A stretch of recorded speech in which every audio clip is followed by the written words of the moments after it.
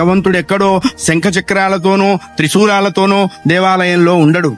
9 నెలలు తను చచ్చి నీకు బ్రతికి జన్మనిస్తుంది తల్లి. దేవాలయానికి వెళ్ళినప్పుడు దేవుడు కనపట్టలేదు నాన్న అని మనం ఏడిస్తే ఆ తండ్రి వాడి భుజాల మీద మనల్ని కూర్చోబెట్టి దేవుణ్ణి చూపిస్తాడు. అప్పుడు మనకి తెలుస్తావు మనం కూర్చున్నదే భగవంతుడి భుజాల మీద అని.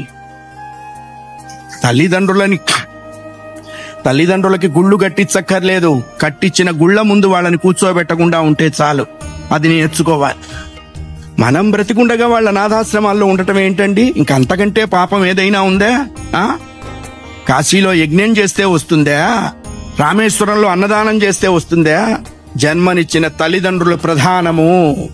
వాళ్ళని నువ్వే సేవించాలి. భగవంతుని సేవించకపోయినా నష్టం లేదు, బోల్డు మంది ఉన్నారు. జన్మనిచ్చిన తల్లిదండ్రుల్ని సేవించాలి, అది కర్తవ్యము. రామాయణం అదే చెప్పింది. అయ్యా, ఆ అభిప్రాయం లేనివాడు పశువు అనకూడదన్నారండి. పశువులు పోటీకి వచ్చినాయి, మమ్మల్ని ఆ వాడితో పోలుస్తావా అని. అంతకంటే నీచుడు.